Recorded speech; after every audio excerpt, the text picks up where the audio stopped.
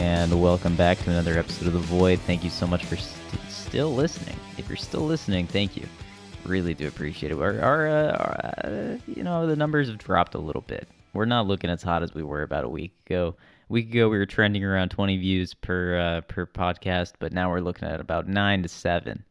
I think that gives me a more accurate number of the people who are sticking with it and who are still listening. So if you're one of those 9 to 7 people out there, really do appreciate it. You're keeping the void alive single-handedly. Each one of you are massively contributing to the output of this show. So thank you so much. Really do appreciate all the listens and all the kind words that people send in about the void. And listen, I want some messages. I want some people to start sending in some things for me to discuss, for me to talk about, because I think I'm running out of ideas, to be honest. It's difficult. It really is, to try and keep a show going for this long. I mean, it's like, how do you do that? I don't know. I'm just winging it. So I think, and then something I'd mentioned, when I was starting this, was planning things out, and it gets difficult with the medical issues to really be planning these shows out, because it's like, I don't know how I'm going to be feeling tomorrow. Tomorrow I might be pooping my pants all day and unable to, really form complete sentences, and it becomes extremely difficult to run a show like that when you don't know. Each day is just so unpredictable. So, that's one of the things that I've been discovering. I got some new headphones, and I'm not super sure how I feel about them yet, because look, well, the old ones, it's the exact same model headphones. I'm a simple person. I'm like, okay, if it works, if it's not broken, don't fix it. And I went and I got the same exact model, but when I did that, I got them and I plugged them in. Something is off. I sound a little bit robotic on my end, so talking into the mic sounds a little funny for me, but on the output side of things, everything's fine. Like, it sounds good. It's fine. But on the input side of things, when I plug these bad boys into this new mic, I don't know. I sound like Mechagodzilla cruising down the street. It's just super robotic, super unnatural.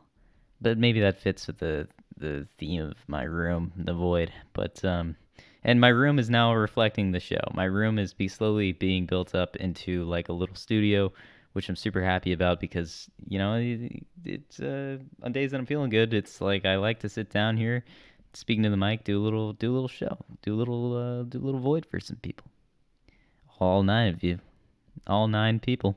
But I do really appreciate each one of you who is stuck with it, who continues to listen each day. That is huge. I know I already said this, but it really does mean a lot. So thank you. I just finished the Lord of the Rings trilogy for like the millionth time, and man, I always get so emotional at the end of it. It is truly, I think, the best trilogy out there. For me, everybody's got their own things. Some people like Star Wars. Some people like, what other trilogies are there? I guess, let's see. We got the Batman trilogy by Christopher Nolan.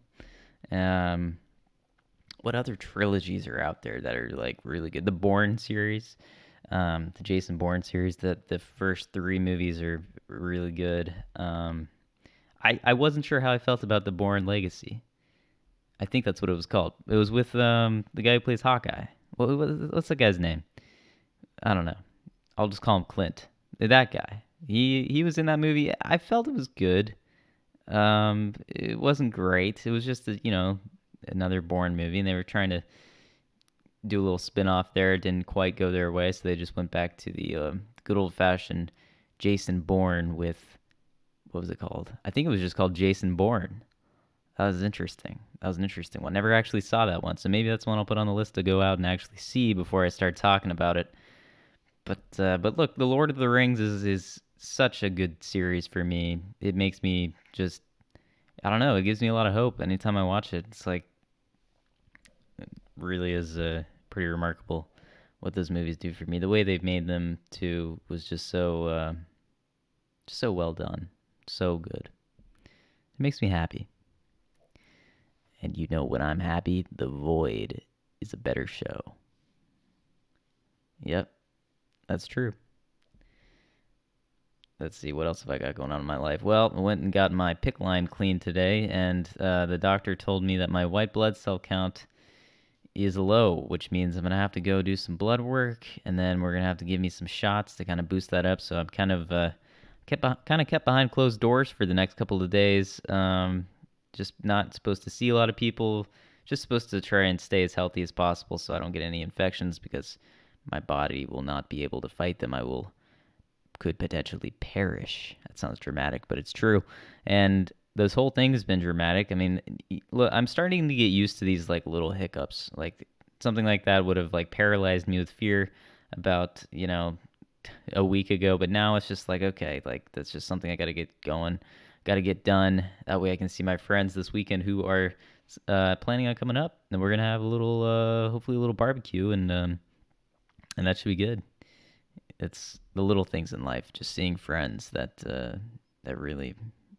really keeps me going, and I'm really excited about it. It should be a decent time, man. I'll tell you. So I don't know if I've already mentioned this in a previous podcast or not, but I got this new phone that was supposed to make my life a whole lot easier, but instead it has made my life much more difficult. I don't know what's up with new phones these days being worse than the originals. Like I had a Note 7 or no, I had a Note 8 and now I got the S22 or the Samsung 22, whatever. It's supposed to be like the new Note, but it's worse.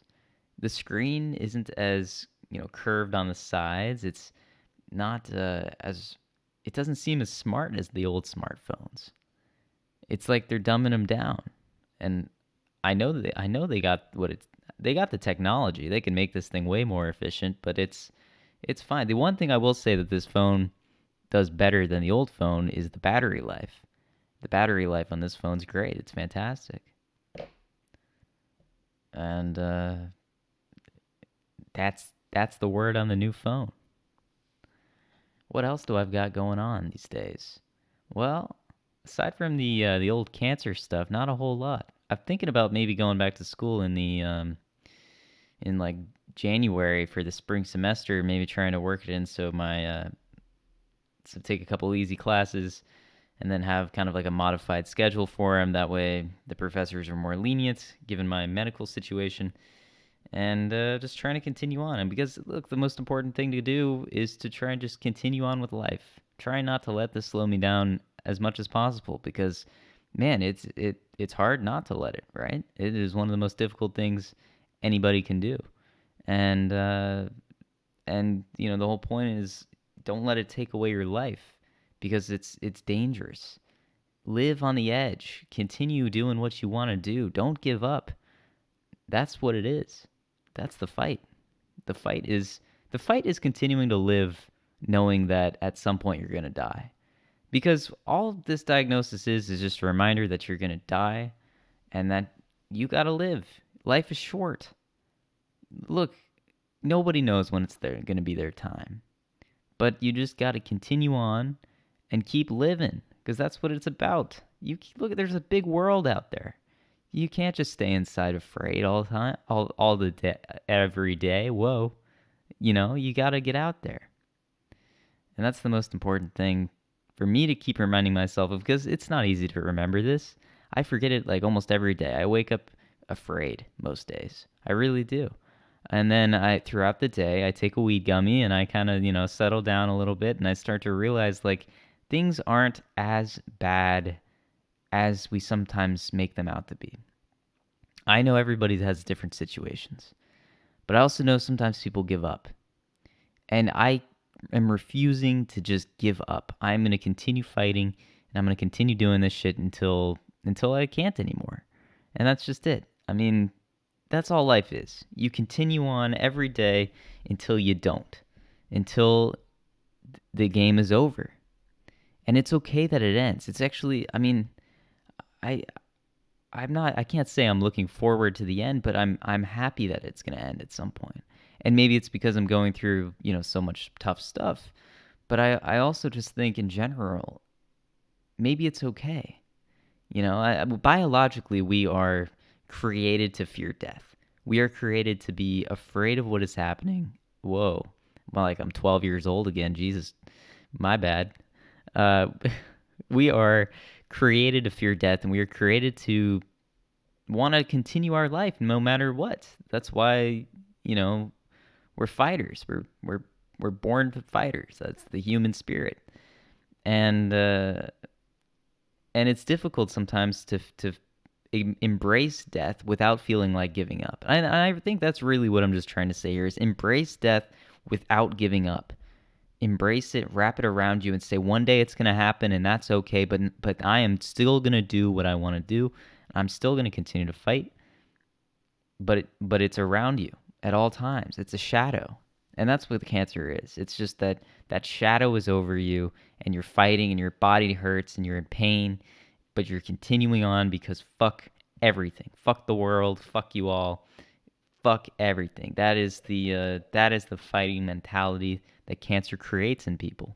In some people choose to give up, and you cannot do that, no matter what. And I'm mostly just saying this to hype myself up, but I also, if anyone else out there feels the same way, I mean, that's just how it is for me. That's my truth. This is what I've discovered. Is that as scary as it is, and as difficult to process as it is, you got to continue, and everything is gonna work out to be okay, one way or another. And it's beautiful. It really is a beautiful truth. It's just difficult to maintain it. It's difficult to maintain that kind of energy, that kind of thinking when you're on chemo, because it drains you and it takes everything from you. All the hope and joy and the positive thinking in the world seems to be drained when you're on chemo, and it seems to just be ripped out from under you. But something I'm discovering, and I have proof of this now because I've done this 3 times, is that it does come back. Your hope, your spirit, you can find it again. And that's what it is. You lose it, but then you can find it again. And it's not going to happen overnight. It's going to take a couple of really shitty days. You're going to be crying, you're going to be screaming, you're going to be weeping, saying, how could this happen to me? But if you can make it through that, you're fighting. And when you start to fight, you start to see the truth of all things. And that is, it's going to be all right, no matter what happens. And dude, fuck you. I'm going to live how I want to live. Because I want to continue living. That's the thing. My soul, it wants more. I'm not giving up yet. And some people don't give up. Sometimes it's overwhelming, and you pass and you can't make it. And that's just an unfortunate reality that we have to face when we're fighting this thing, is that sometimes there are sacrifices, and sometimes our body sacrifices too much, and we can't hold on, but it's okay. As long as you hold on to what's important and you love everyone and you fight as hard as you possibly can, you're winning. It doesn't matter if you fade and your body can't handle it, because you were going to fade at some point anyway in your life. All that matters is that you are continuing to be the very best person you can be, and to love the people that are around you until the very bitter end. That is the most important thing that you can do.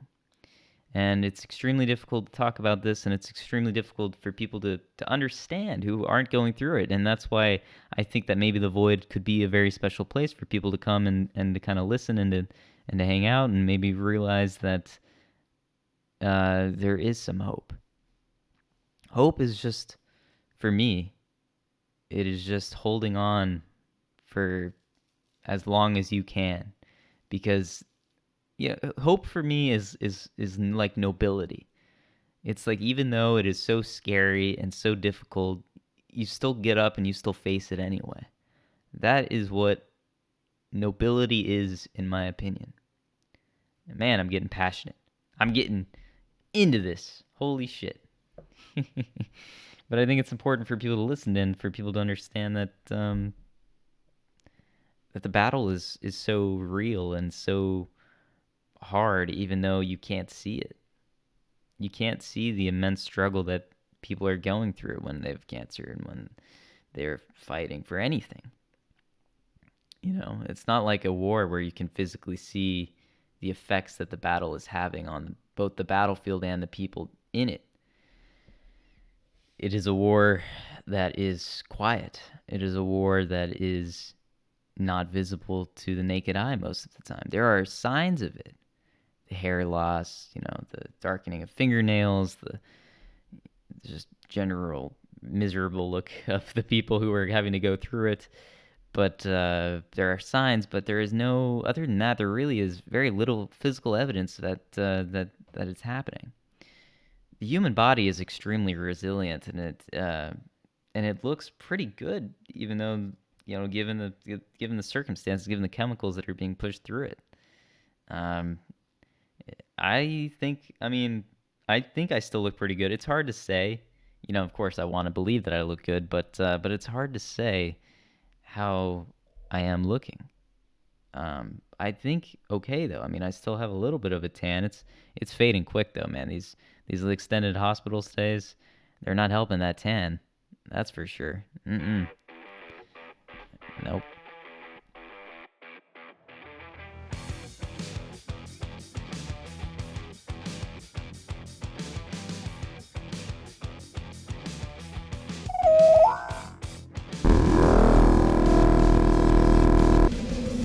There's something out there, in the darkness, floating in the void.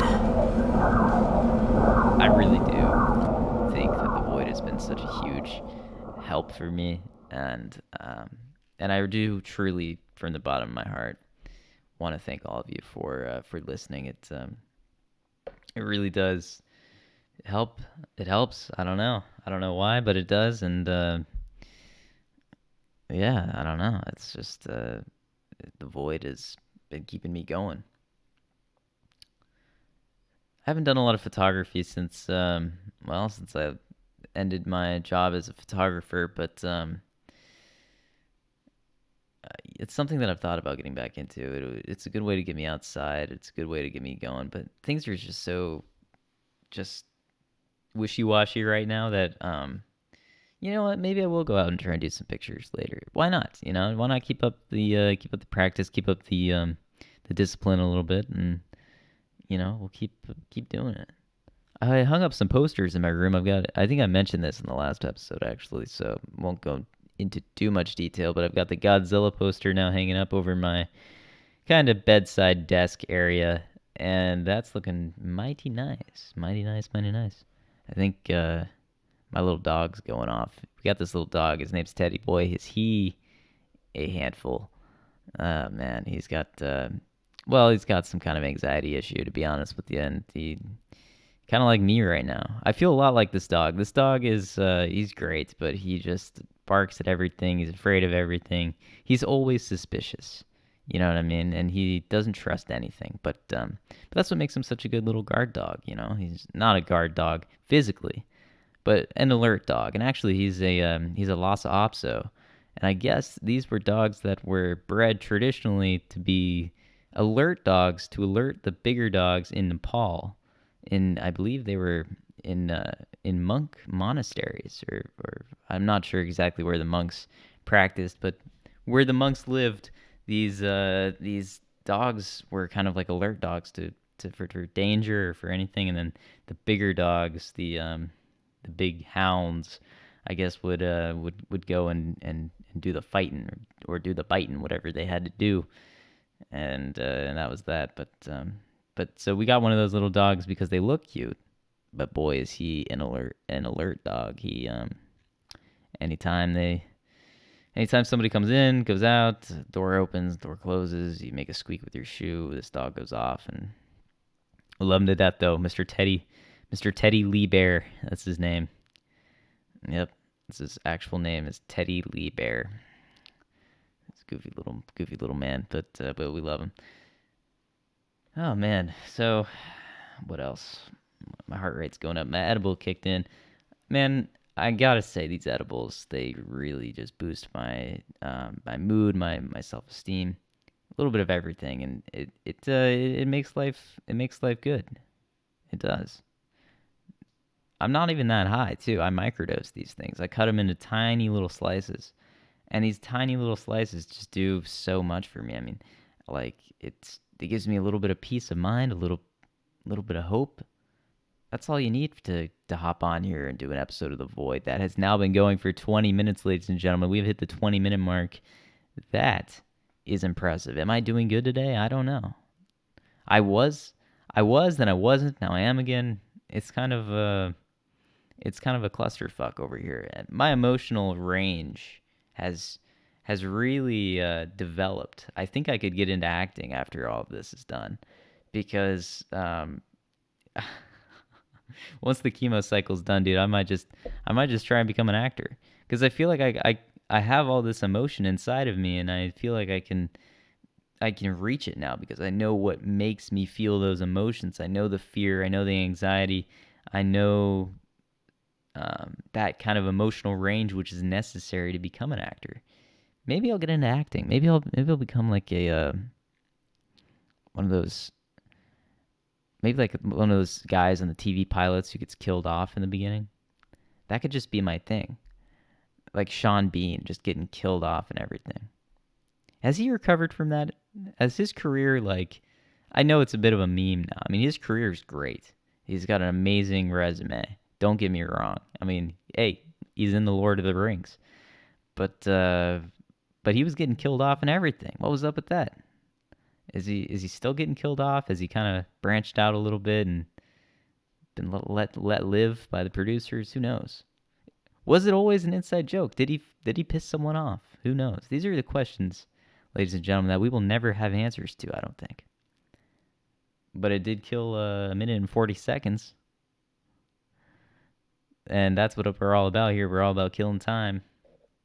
You're probably killing time listening to The Void. I'm killing time trying to make The Void. Isn't that a beautiful picture? I think so. I think that's something special right there.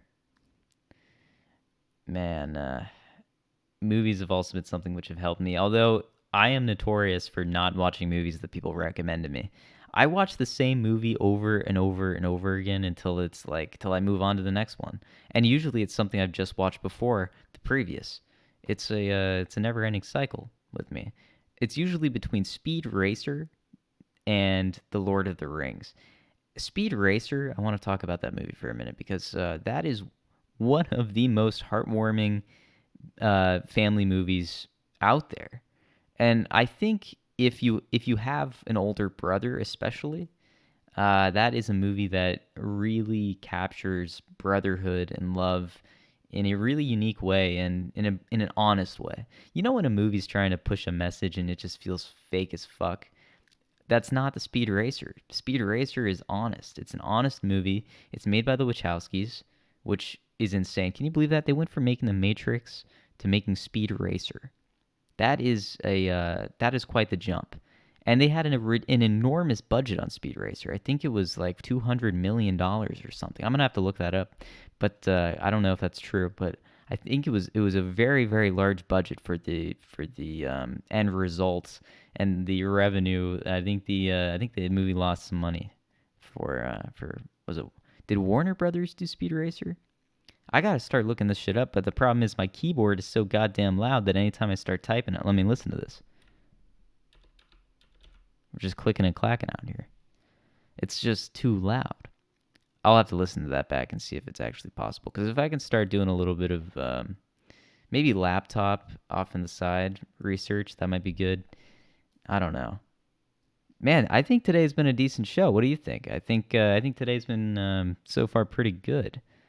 I don't know. It's the past few episodes. I think I felt a little lost. I think I didn't really know what to talk about. I don't think I had the voice. I think the Void voice was gone. I think I was a little hurt.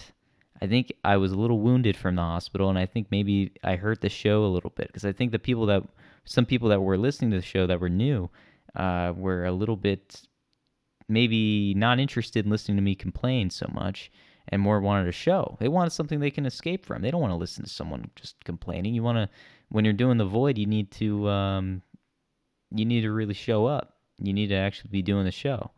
You can't be on there just kind of dicking around, and that's what I think I've been doing this whole time.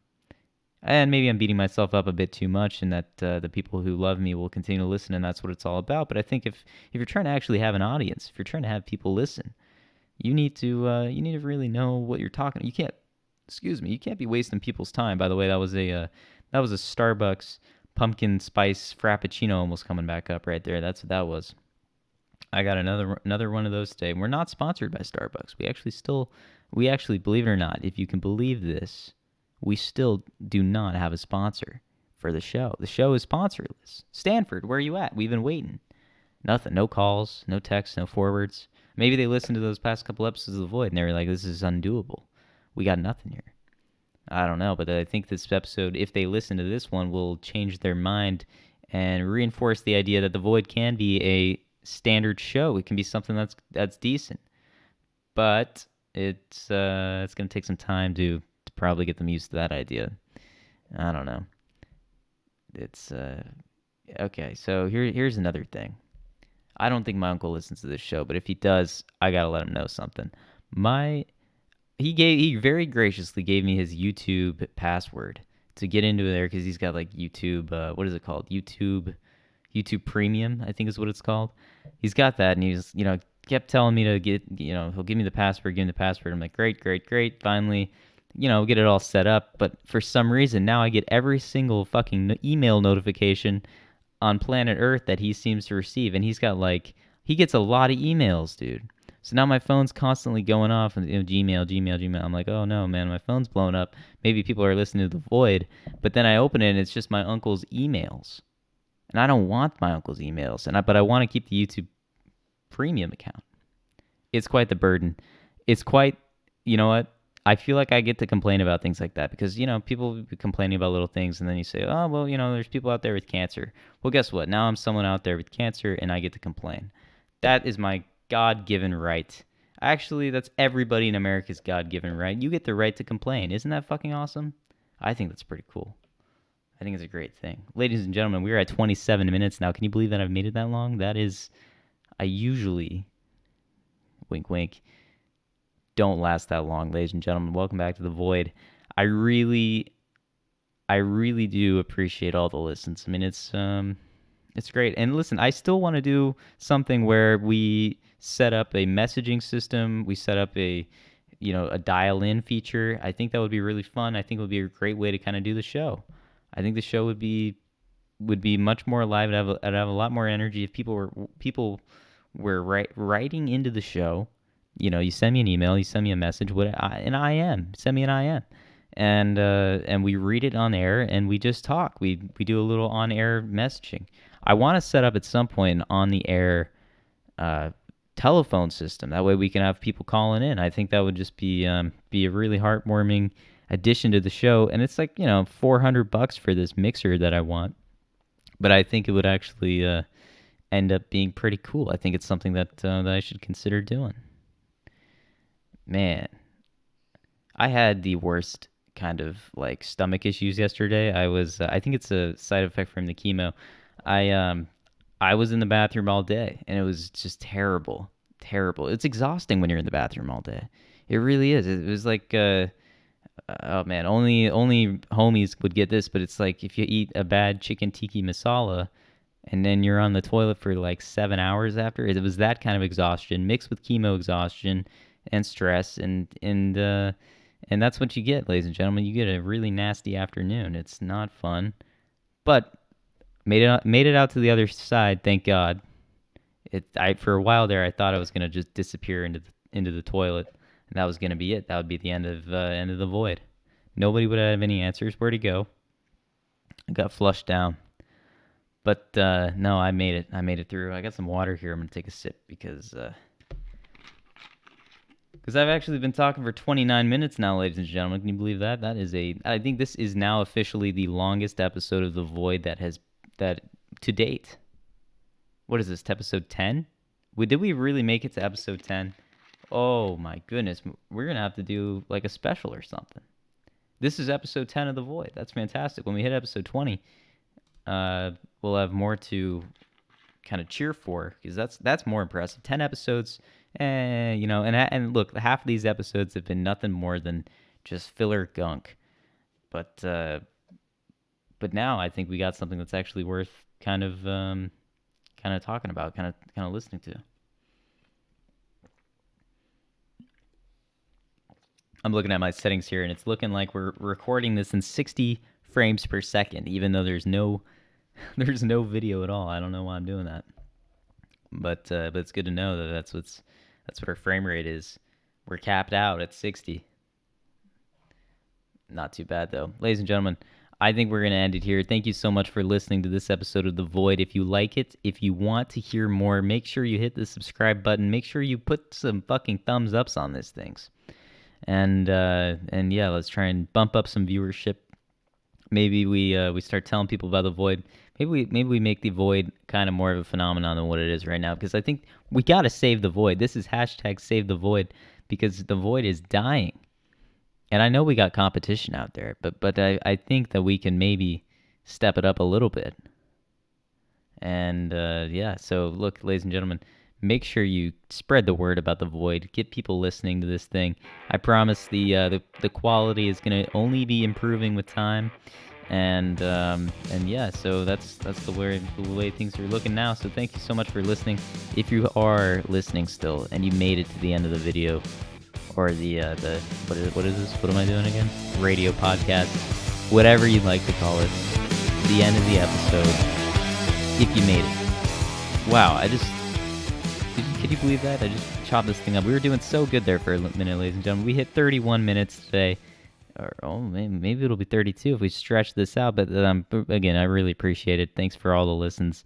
Take care of yourself. Take care of your family. Call your friends today. Tell them you love them. And have a good one. Thanks for listening. Goodbye.